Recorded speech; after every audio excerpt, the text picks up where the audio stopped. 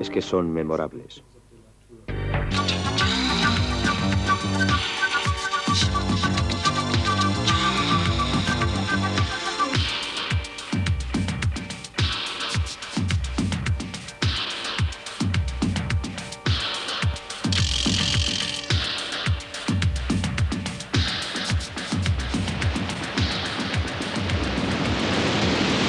El nuevo Pacífico.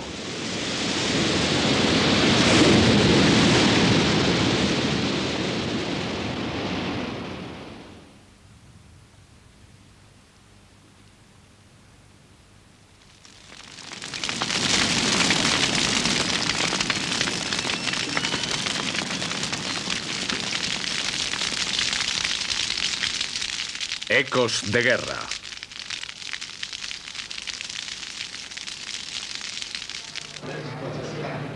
Zona desmilitarizada en Corea del Sur.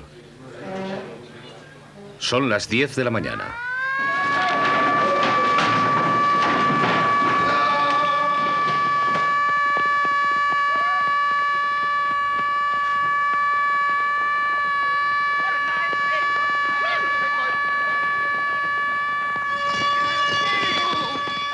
Esta es una base americana a menos de 5 kilómetros de la comunista Corea del Norte.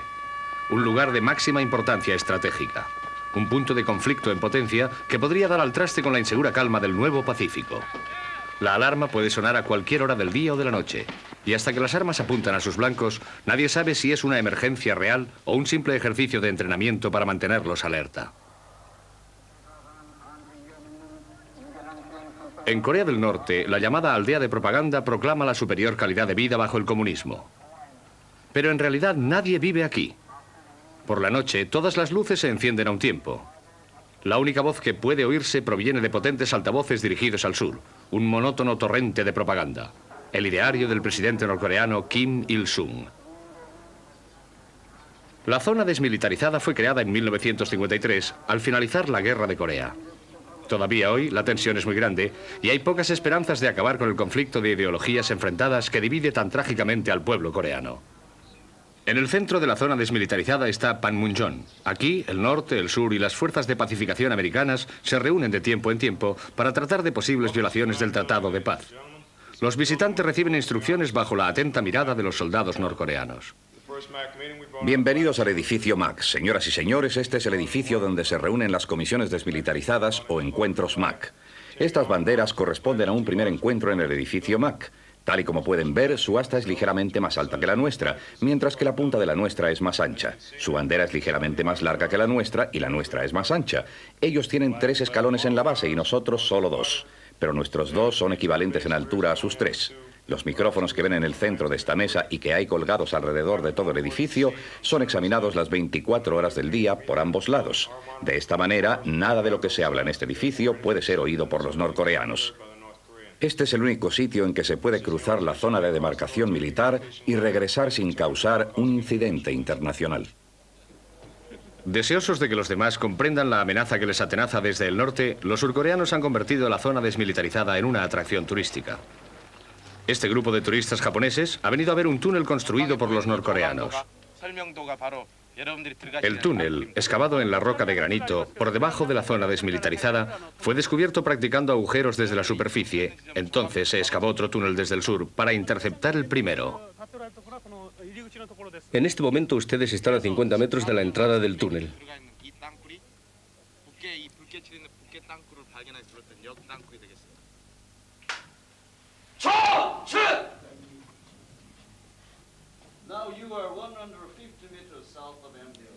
Esta es la segunda pared de bloqueo que hemos encontrado. La primera está a 70 metros hacia el sur de la entrada y hay 80 metros entre cada una. Como pueden ver, hay un campo de minas y bastantes parapetos, sacos y cajas para evitar que una posible explosión destruya toda el área. La capital de Corea del Sur, Seúl, está a solo 57 kilómetros.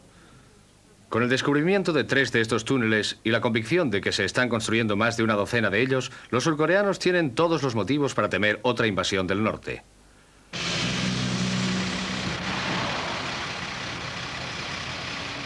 Se cree que los americanos han acumulado un arsenal de armas nucleares en Corea del Sur. El ejército de los Estados Unidos tiene 40.000 hombres estacionados aquí y estos hacen del centro de la ciudad de Seúl el de una ciudad USA.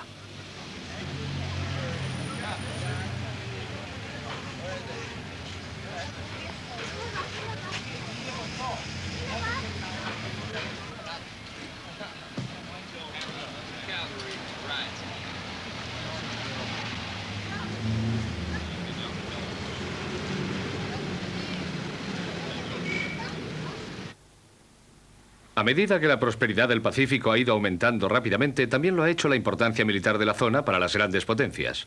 Los Estados Unidos tienen bases en Corea y Japón, estratégicamente situadas en el umbral de la Unión Soviética.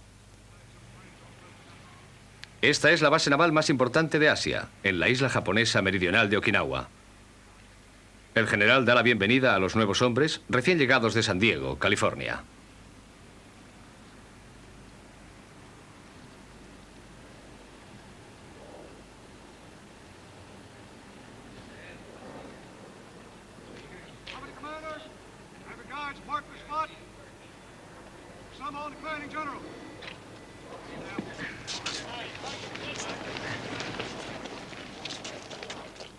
Acercaos un momento, chicos. Poneos cerca. Quiero ver cómo sois. Quiero también que veáis cómo soy yo. Parece que os acabáis de levantar. Me llamo Hable. Soy el comandante general del tercer campamento y soy el marino más viejo aquí. Nosotros representamos más del 40% de las tropas estacionadas en Japón. Y estamos aquí. Y en lo que ocurra por aquí, será en aquello en lo que nos veremos envueltos. Estuve destinado aquí siendo un joven capitán hace algunos años, y recuerdo que vivía en un barracón roto y oxidado donde llovía dentro y fuera y donde había muchas necesidades. Ahora contemplo las cosas que tenemos hoy día y pienso que todavía se pueden mejorar, hacer que sean mejores. Estamos trabajando en ello, y ha pasado mucho tiempo, eso es lo que quería deciros. Todo en la vida es relativo, o sea, que todo parece que está bien. Hace 43 años las cosas no marchaban nada bien, al menos no marchaban bien para América. Esto, desde el punto de vista japonés, es el ataque a Pearl Harbor en Hawái.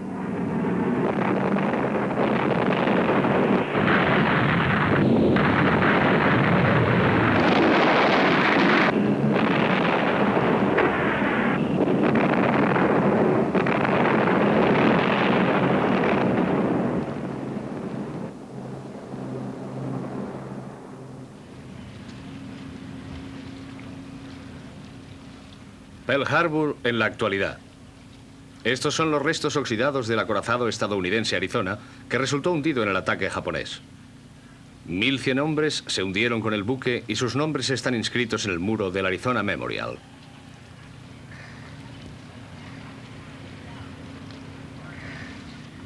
La corona ha sido depositada por un almirante japonés. Él y sus hombres están aquí para tomar parte en unas maniobras conjuntas con la Marina americana.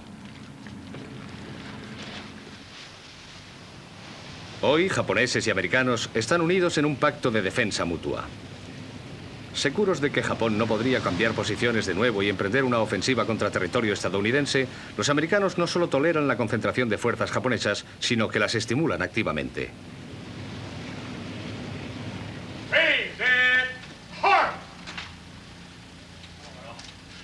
Las operaciones militares estadounidenses en el Pacífico son dirigidas desde aquí, desde Hawái.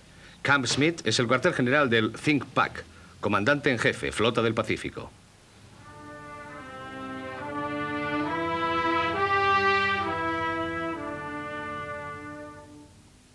El hombre al mando del Think Pack es el almirante Crowe, cuyo impresionante mando se extiende desde California al Golfo Pérsico. Hoy recibe a su equivalente japonés, el almirante Yoshida.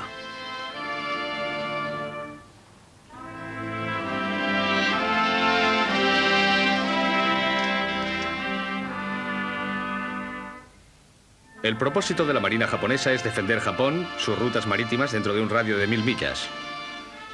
Tiene 62 buques, pero ni un solo portaaviones.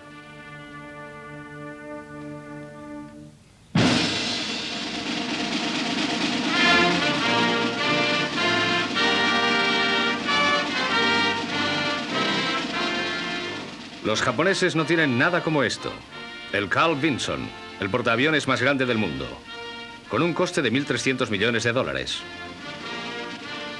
La flota americana del Pacífico cuenta con 60.000 hombres y 129 buques, incluidos 8 portaaviones. Pero esto no es suficiente, dicen los hombres de Camp Smith. Se necesitan más si se quiere equilibrar la concentración de fuerzas rusas en el Pacífico.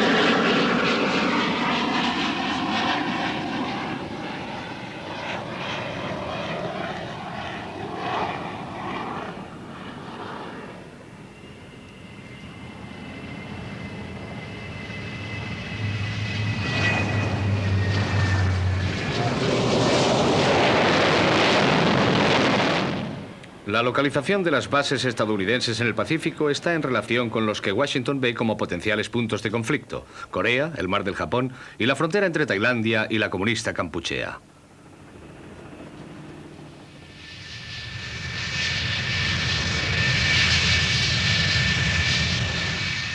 Aquí, en Filipinas, la base aérea Clark está idealmente situada para la protección de las rutas marítimas a través de las cuales Japón y Corea se abastecen de materias primas para sus industrias.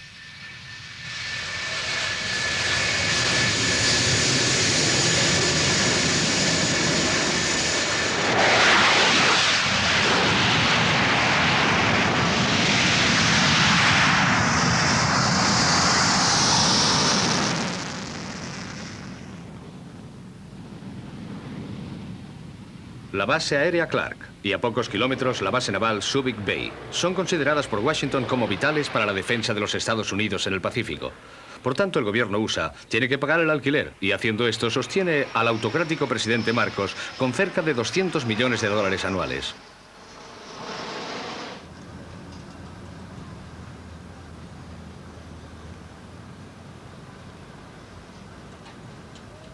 $40.000 filipinos encuentran empleo aquí y sus salarios contribuyen con otros cuantos millones a sanear la maltrecha economía filipina. Pero las bases son una bendición a medias, porque dada su importancia estratégica y la supuesta presencia de armamento nuclear, el país sería el principal objetivo de un posible ataque soviético. Los líderes de la oposición exigen que se desmantelen las bases y apuntan además a la corrupción moral de una sociedad que satisface las necesidades de tropas que están lejos de sus hogares.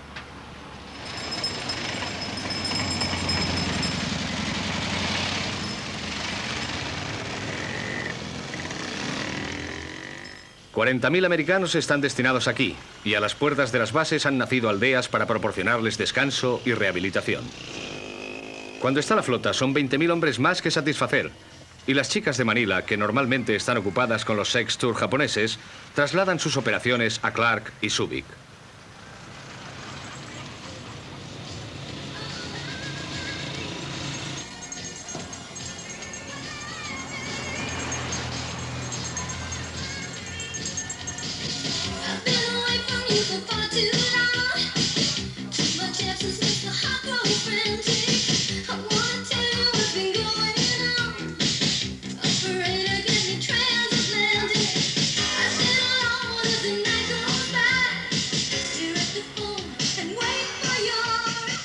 El dinero que ganan esas mujeres va a parar a la economía filipina, y el gobierno tácitamente tolera sus actividades.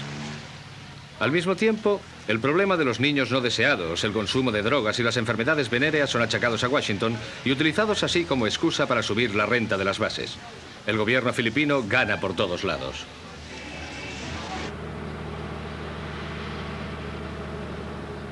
A 2.800 kilómetros al este de Filipinas, la isla de Guam es una base aérea para los B-52, famosos por el papel que desempeñaron en la guerra del Vietnam, cuando dejaban caer sus bombas de improviso desde una altura de 1.500 metros.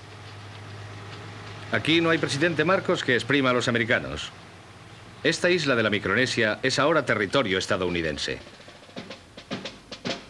Es 6 de marzo, día del descubrimiento. y los militares americanos han llegado a la pequeña aldea de Umatak, añadiendo un toque de pulcros uniformes a la fiesta local. Señoras y señores, toda esta gente aquí presente esta mañana le da la bienvenida a las chicas, oficiales y a todos los que nos visitan.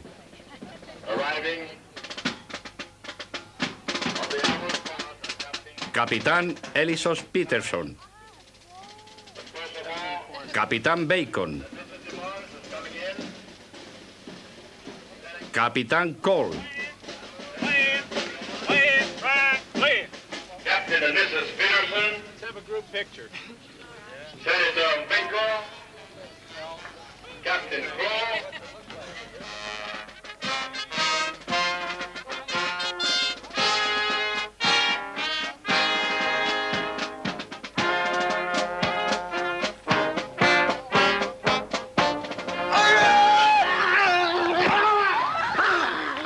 Una audiencia animada por profesionales del ejército no tiene nada que ver con el día del descubrimiento, excepto servir la comida para la batalla que se avecina.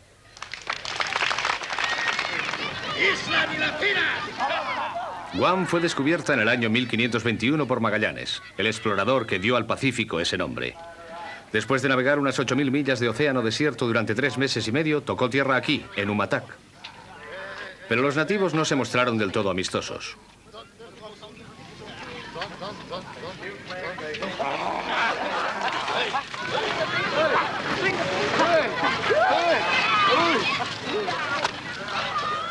Un despreocupado blandir de espada japonesa y los indígenas son derrotados. El breve espectáculo ha terminado. Es hora de celebrar haber sido descubiertos.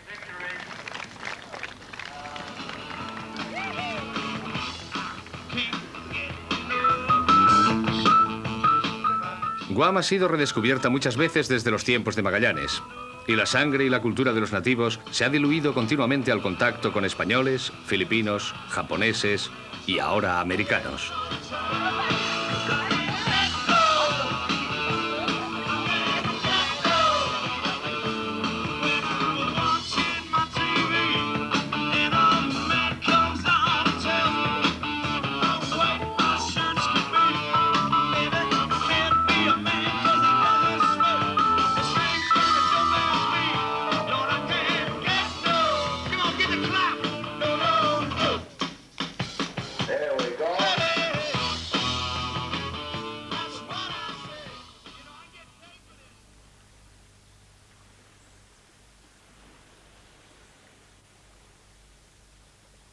Al sur y al este de Guam, las islas de la Micronesia se extienden a lo largo del Ecuador.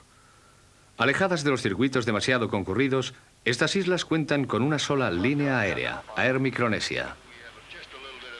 Hoy tenemos un poco más de tiempo y vamos a dar una vuelta por el sur, por los arrecifes. Volaremos sobre el archipiélago de Talalao. Deberían seguir mirando por las ventanillas mientras seguimos yendo hacia el sur, hacia las islas.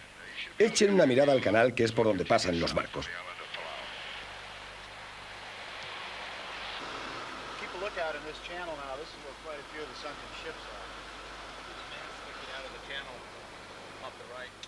Mientras aterrizamos, si miran hacia la derecha, en la colina, verán las viejas torres de control japonesas todavía en pie. Gracias.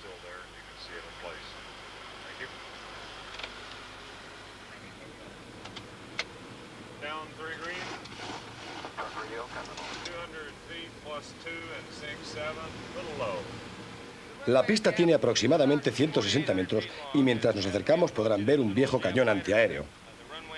Esta pista ha sido usada frecuentemente durante los últimos 6 años. Es realmente un aterrizaje de rutina.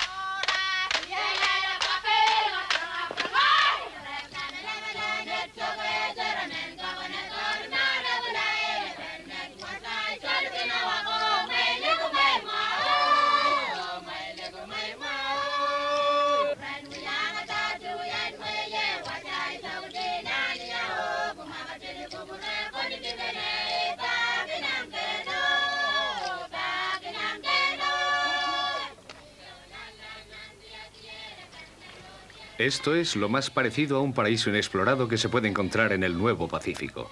Es de una gran belleza. No hay comercio a gran escala, no hay polución y muy pocos turistas. Evocadoras ruinas, como estas de Nan Madol, inspiran y fortalecen una cultura nativa que ha sobrevivido a sucesivas oleadas colonizadoras.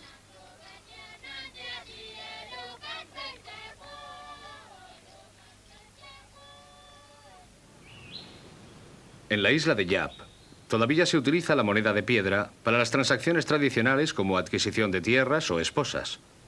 Esto es, en efecto, un banco de la edad de piedra. Todo muy pintoresco. Pero aquí presenciamos otra cara de la Micronesia.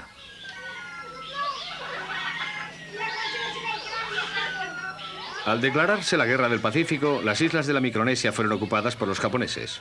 Al finalizar la guerra, fueron entregadas a los Estados Unidos para que las administrara como comisionado fideicomiso bajo el mandato de las Naciones Unidas. Hoy se les está ofreciendo un proyecto de autonomía, pero si lo aceptan quedarán firmemente ligadas a la política exterior de Washington y a sus lazos económicos. Durante 40 años el dinero americano ha entrado a raudales en Micronesia, socavando el deseo de la verdadera independencia. El bienestar material de una aldea de la Micronesia no está basado en la productividad. Es debido única y exclusivamente a la ayuda americana. Pero el dinero no ha traído la felicidad. Los nativos sufren el desgarramiento producido por el conflicto entre los valores de su propia cultura, centrados en las obligaciones para con la familia y la comunidad, y el agresivo y egocéntrico materialismo americano que tanta importancia concede al éxito personal. Estas son las noticias de NBC patrocinadas por GTE. Con ustedes, Chubbs Cabral. Buenas tardes. El gabinete del gobierno israelí se reunió hoy, pero no tomaron ninguna decisión respecto de la desaparición del ministro de Defensa Sharon. El primer ministro Begin dijo hoy que él no cesaría a Sharon. El presidente Reagan dijo hoy que no estaba satisfecho con su programa económico para combatir el pánico y adoptar medidas de reajuste. Volveremos dentro de un momento. Imagine a telephone cable fiber as thin as a human hair. G. No, GTE. In 1879, John Muir discovered Alaska's Glacier Bay in a 14-foot canoe.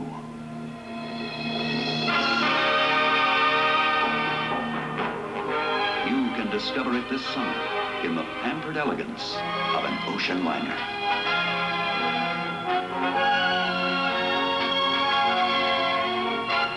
Holland America West Tours, ocean liners to Alaska.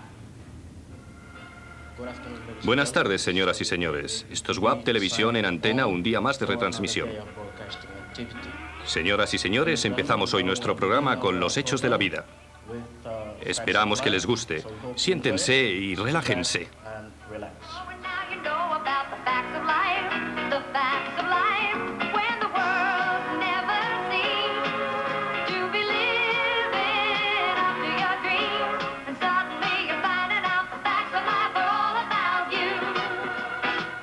La televisión en Micronesia viene en cassettes desde Pasadena con boletines de noticias retrasadas y anuncios originalmente concebidos para los acaudalados consumidores de California. Ha jugado su papel en la creación de una cultura de la Coca-Cola en Micronesia y una ansia frustrada por el bienestar material al estilo americano.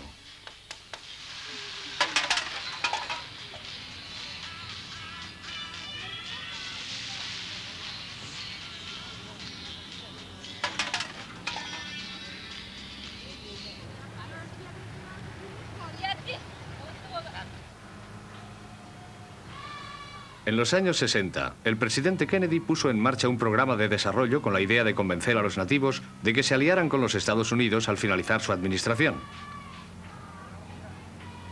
El principal esfuerzo se hizo en las áreas de sanidad y educación. Se construyeron escuelas prácticamente en todas las islas, equipadas con profesorado americano y voluntarios del Peace Corps.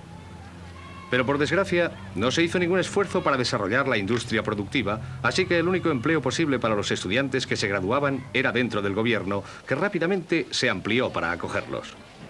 La educación recibida era americana. No tenía apenas en cuenta la naturaleza de la vida en una isla ni las necesidades reales de los nativos.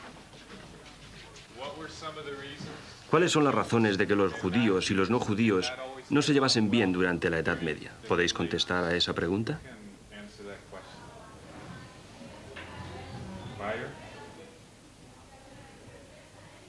Bien. Esto... eran sus costumbres. Simplemente hacían guerras en sus propios países. Antes dijimos que ellos rezaban en sus propias casas de acuerdo con sus creencias y costumbres. Otra pregunta. Cuando Hungría invadió Austria, ¿cómo se trataba a los no húngaros en su propio reino? Max. Ignoraban sus problemas y los trataban mal. Ignoraban sus problemas y los trataban como a ciudadanos de segunda clase. Es muy comprensible que estas gentes se sientan ciudadanos de segunda clase. Han recibido educación americana, pero esto no es América. La gente cree que nosotros tenemos la idea de que los que son educados, los que tenemos mejores casas, con coche y esto y aquello, los que tienen dinero son buena gente, son los que tienen un puesto en la sociedad. Y que los que nunca tendrán esas cosas no son importantes, no son ni siquiera reconocidos. Uno prefiere antes apretar el gatillo que no tener estima ni respeto por él mismo. Simplemente prefieren desperdiciar la vida. La política americana ha dejado desmoralizados a los nativos. El gobierno, respaldado por Washington, es la única industria, el único medio de ganar los dólares suficientes para imitar el American Way of Life. Los padres apremian a sus hijos para que trabajen duro en la escuela y obtengan mejor empleo, mejor posición. Cuando un chico suspende, la vergüenza puede llegar a ser intolerable. Las islas de Truk y Yap tienen los índices de suicidio juvenil más altos del mundo. Todo podría haber sido muy distinto. La ayuda americana podría haber sido enfocada para desarrollar la producción, como sucedía antes de la guerra bajo el dominio japonés. Eso habría permitido al pueblo ganar autoconfianza, pero claro, habría incrementado el riesgo de que llegaran a ser verdaderamente independientes y el peligro de que algún día se hicieran amigos de la Unión Soviética. Mucho más seguro es mantenerles ocupados en tareas de gobierno bajo nómina de Washington. Hay una fácil solución para el problema del dinero que necesita la gente para poder subsistir ellos y su familia. Y supongo que no puedo culparles si los eligen. No puedo criticar a los Estados Unidos por ponérselo más fácil, y mucho menos por no tener mano dura. Pero la tendrían si estuvieran realmente interesados en conseguir un mejor nivel de vida. Y yo tengo la impresión de que esta política que están llevando a cabo los Estados Unidos tiene pocas miras. Yo entiendo que una de las peores maneras de hacer amigos permanentes es crear una dependencia o un estado de inferioridad en la gente. Estamos casi seguros de que tenemos que encontrar alguna manera de hacer que la gente se dé cuenta de lo que está pasando. Los Estados Unidos parecen creer que casi todos los problemas se solucionan con dinero. Y estos problemas no se acabarán con dinero. De hecho, yo mantengo la postura de que con más dinero crecen, más que disminuyen. Yo no creo que sea una conducta aceptable de la gente de Washington.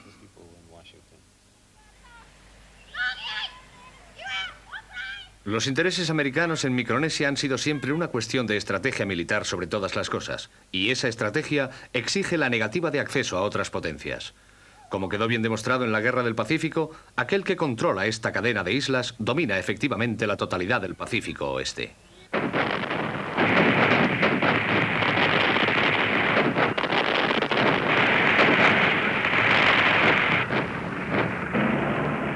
La Guerra del Pacífico trajo consigo una indeseada popularidad a las remotas islas del Pacífico. Nombres como Guadalcanal, Saipán y Iwo Jima de repente tuvieron significado para el mundo entero.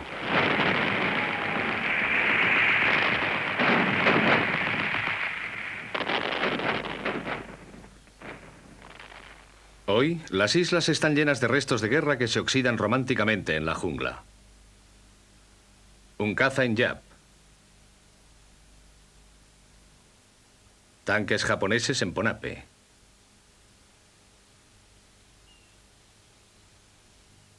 Y en Saipán, un tanque americano que no alcanzó la playa.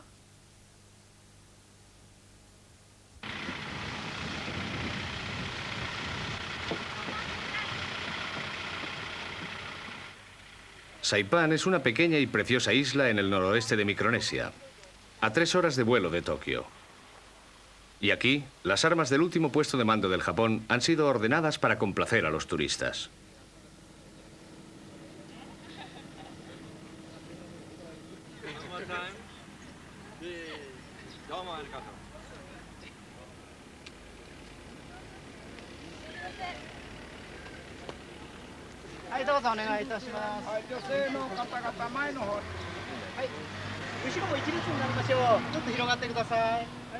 Una foto de grupo es esencial en todo tour japonés, suficiente para justificar la visita.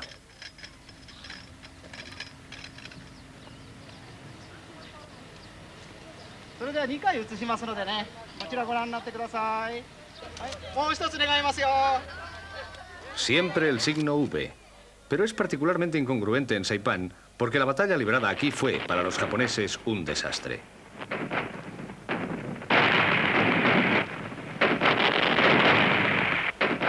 Entre el 15 de junio y el 10 de agosto de 1944, 30.000 japoneses perdieron la vida en Saipan.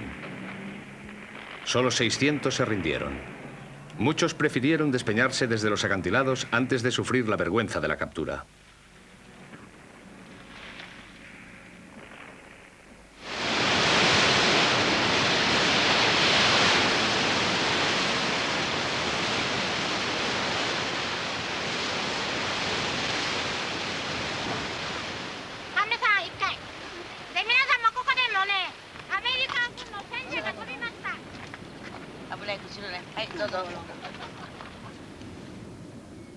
Desde aquí, hombres, mujeres y niños japoneses se arrojaron a la muerte. Un acto que los turistas de hoy encuentran difícil de entender. En su obsesión por las fotos recuerdo, los jóvenes japoneses parecen extrañamente insensibles a los recuerdos de la guerra. Con los libros escolares purgados de las referencias desfavorables al ejército japonés imperial, su educación les ha dejado ignorantes de la cruel realidad de la guerra del Pacífico. Pero los japoneses civiles que quedaron en Saipan no han olvidado. Y cada año rinden homenaje a los muertos de la guerra con una ceremonia solemne de Shinto, la religión japonesa que abraza el culto a los espíritus de los antepasados.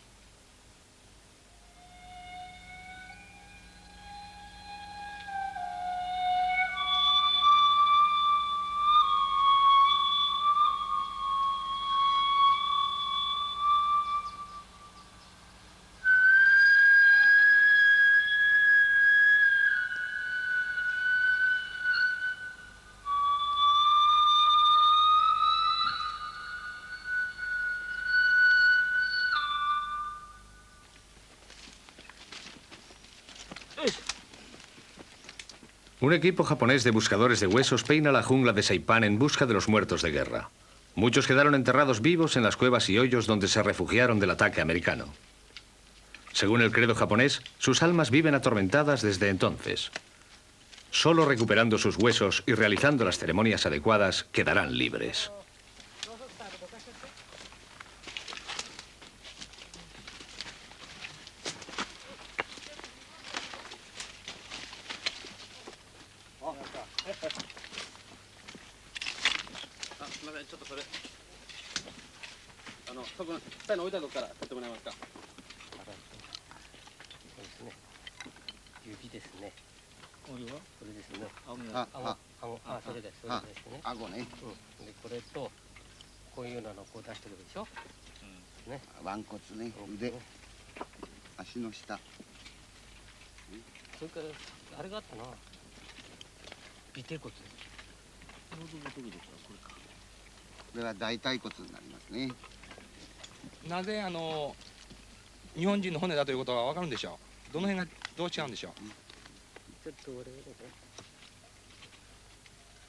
Encontramos una cantimplora de soldados.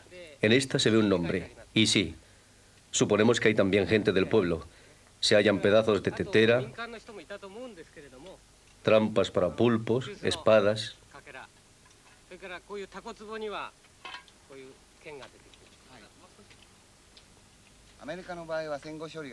Estados Unidos recuperó pronto a sus muertos en la posguerra.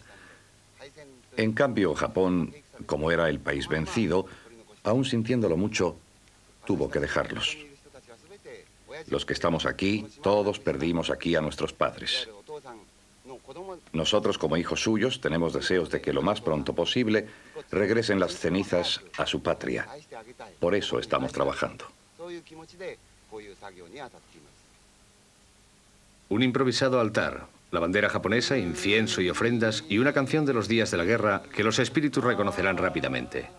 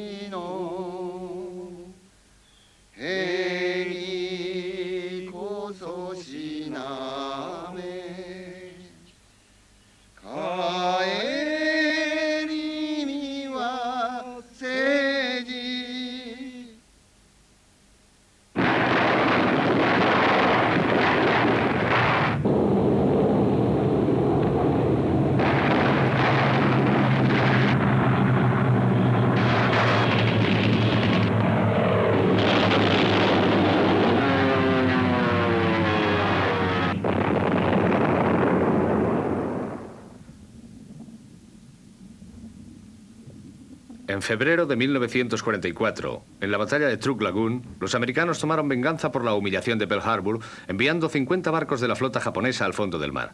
Y allí ha quedado un monumento submarino a la cambiante fortuna de la guerra.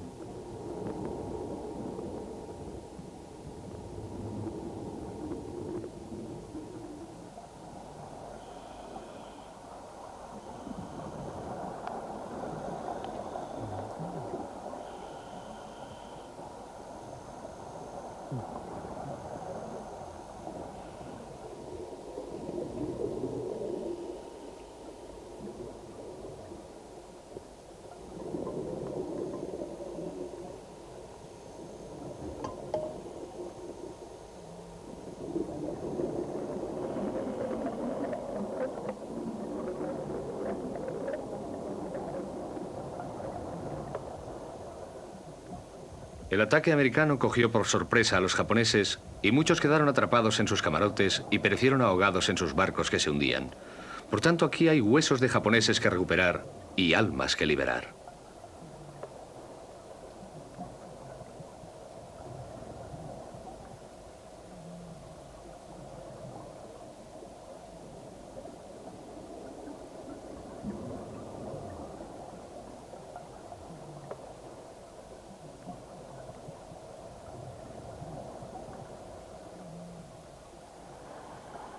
Estamos en julio del 84 y es la primera vez en 40 años que se permite a alguien sacar huesos de los buques hundidos.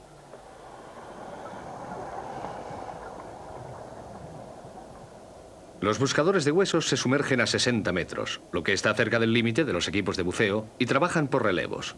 Les llevará 4 semanas alcanzar su meta, la recuperación de los restos de cerca de 450 muertos de guerra.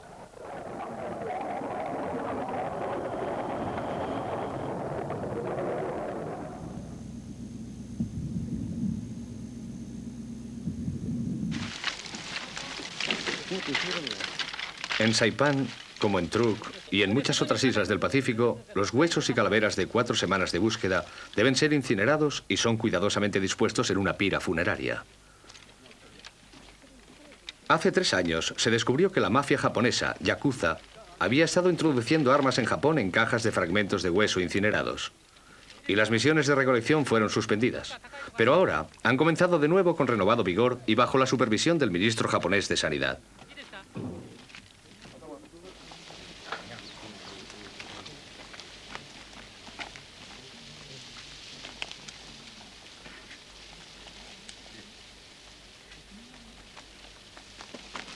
Familiares de los muertos de guerra han venido desde Japón para tomar parte en la breve ceremonia.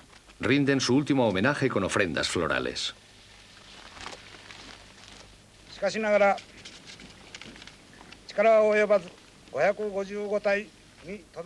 Nuestro esfuerzo no fue bastante y nos limitamos a 555 cuerpos.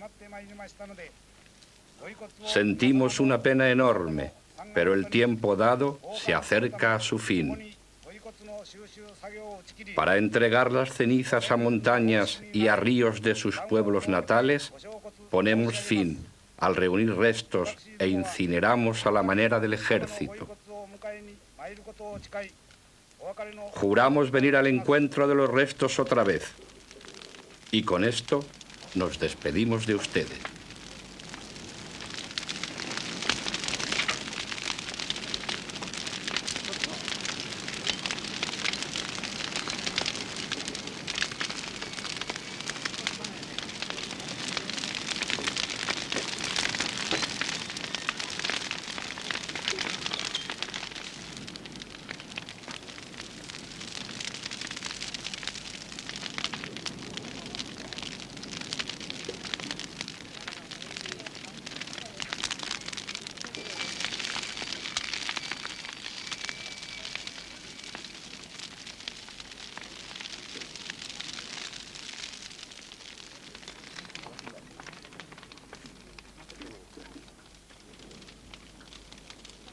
Cuando se hayan enfriado los fragmentos de hueso, se reunirán en cajas y volarán hasta Tokio, mientras las cenizas que queden serán echadas al mar.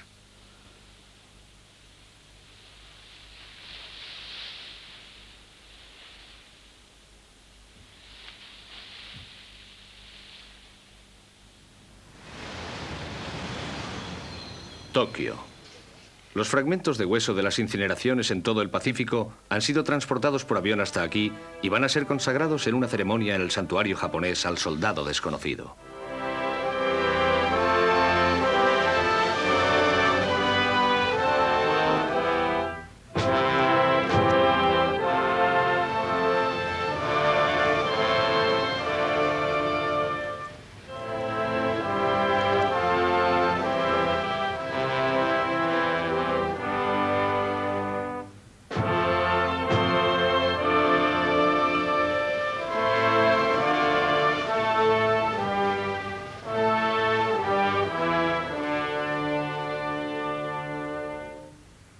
Un cofre simbólico con fragmentos de huesos incinerados es depositado en un nicho que hoy contiene cenizas de 321.000 muertos de guerra japoneses.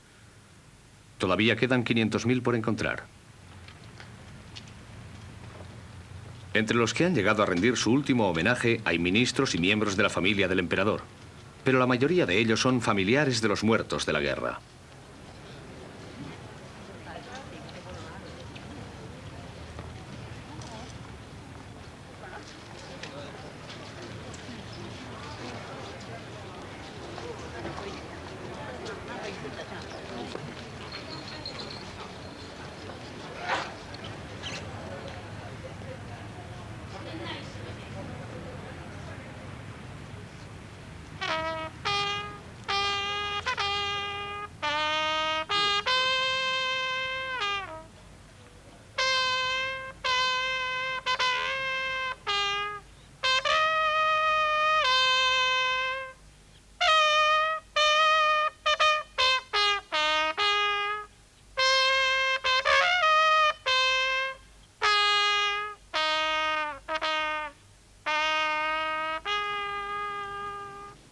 Aquellos que desean comunicarse con las almas de los muertos de guerra vienen aquí, al santuario Yasukuni.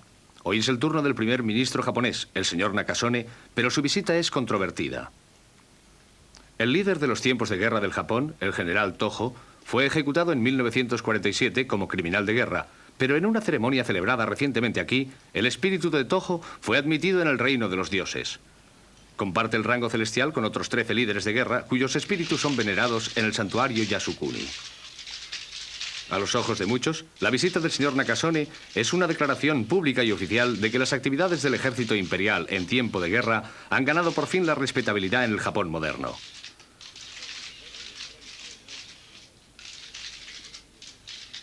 El primer ministro toma una taza de sake y se prepara a enfrentarse con la prensa.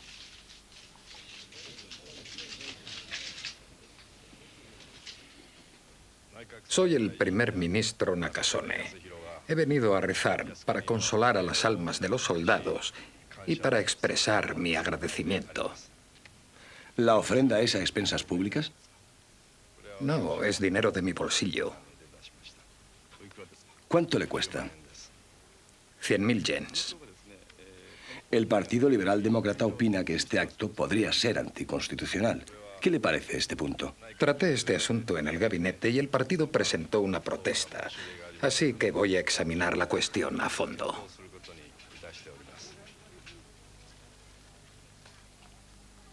Los nombres de 2,5 millones de muertos de guerra están oficialmente inscritos aquí. Y en el ritual Shinto, sus espíritus pueden rápidamente ser convocados con un batir de palmas. Detrás del santuario, las máquinas de guerra se exhiben para instruir a los visitantes. Esto es un torpedo humano.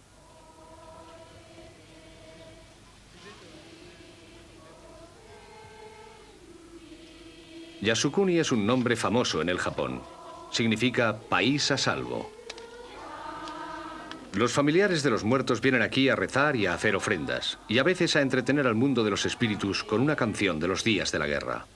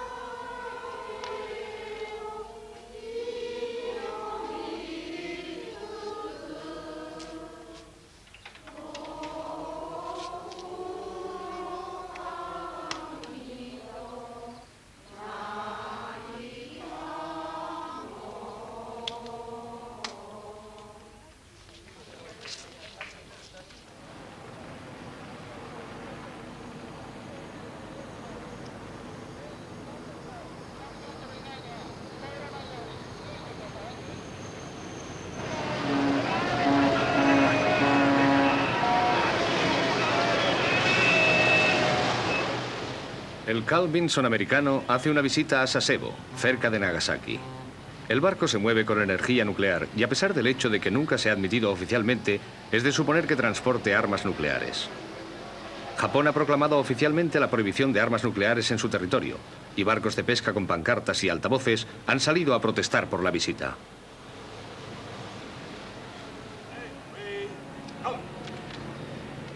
Haciendo oídos sordos a los ecos de protesta a su alrededor, la tripulación del Vinson nos da la bienvenida a bordo con un pequeño juego de manos al estilo de la Armada.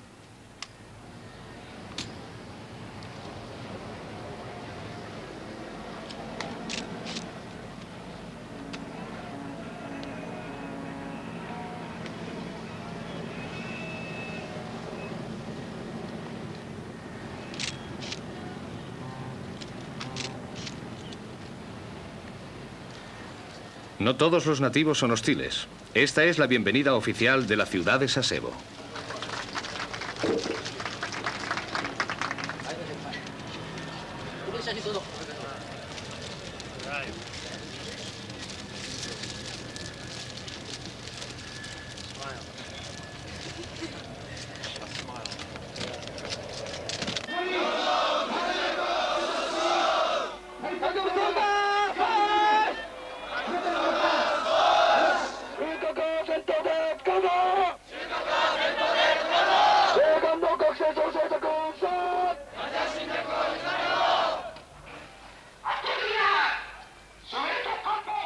Los manifestantes repiten los gritos de protesta y responsabilizan de todos sus males al imperialismo de Estados Unidos.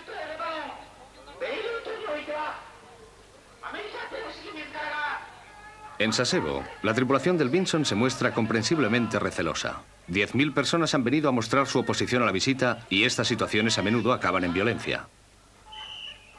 Barco nuclear Carl Vinson, vete a tu casa, dice la pancarta. Y es seguida por un grupo de estudiantes de izquierdas. Sus rostros están ocultos tras máscaras para evitar la identificación en las fotografías policiales.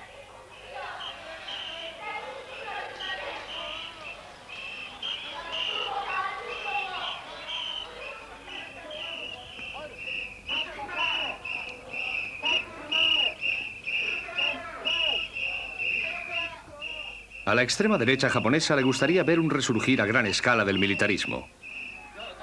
Un grupo de derechistas ha llegado a Sasebo y han aporreado a un estudiante izquierdista en un restaurante.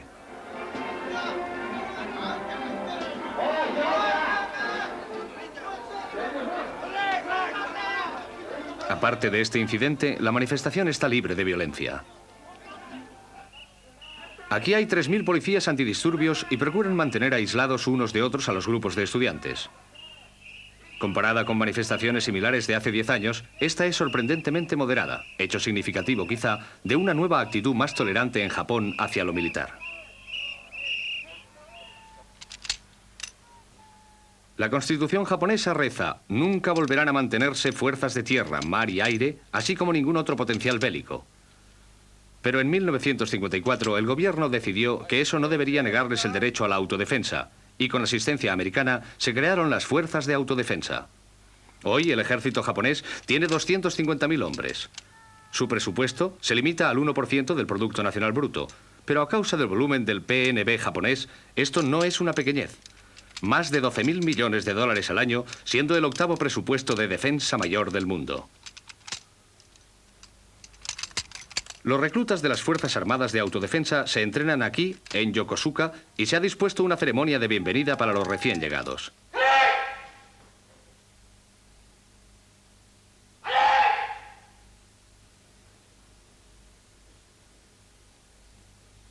Muchos de esos jóvenes no tienen intención de hacer carrera en el ejército.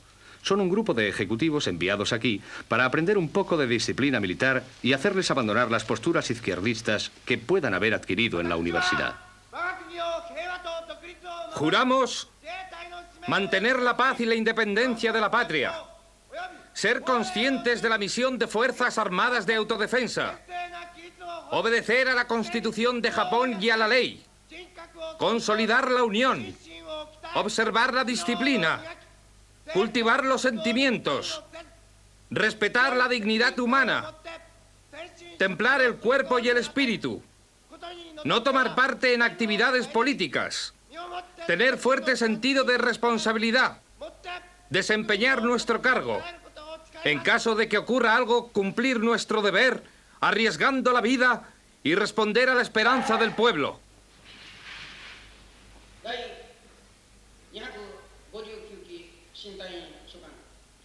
Aunque ustedes ingresan en el ejército sin la obligación de hacer la carrera militar, van a sacar el carné de conducir,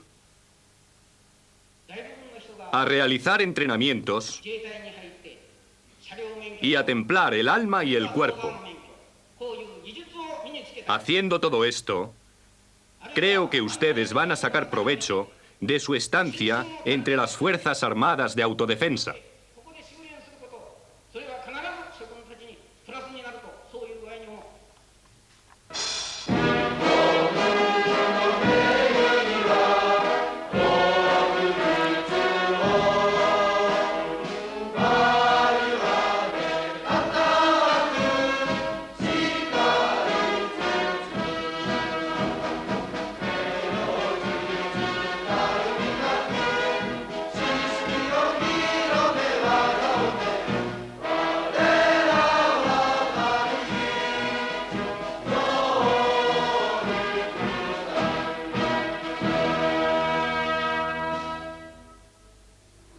Debido a la desconfianza pública a lo militar, las fuerzas de autodefensa han tenido dificultades para reclutar a jóvenes como estos, pero la actitud está cambiando.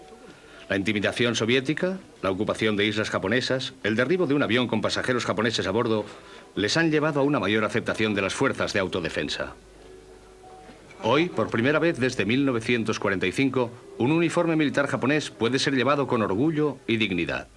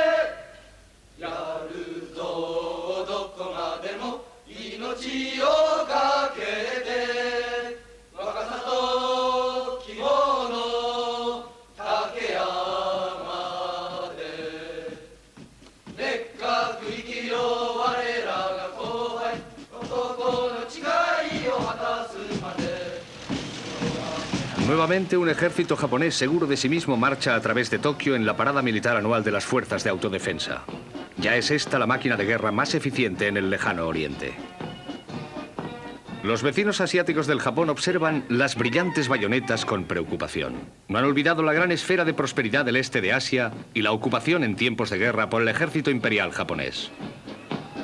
El señor Nakasone ha prometido que Japón no volverá a ser una gran potencia militar capaz de amenazar a otras naciones. Pero es una línea muy fina la que separa la defensa de la agresión, y las palabras de Nakasone son recibidas con escepticismo. También habla de su visión del Japón como un portaaviones indestructible. Animado por Washington, está decidido a que Japón juegue un papel político en los asuntos internacionales, manteniendo su poderío económico, y eso requiere fuerzas armadas lo bastante fuertes como para ser creíbles. Japón nunca volverá a mantener fuerzas de tierra, mar y aire, dice la Constitución. Pero hay una expresión japonesa, honei to tatenai, que traducida significa: hay una gran diferencia entre lo dicho y lo hecho.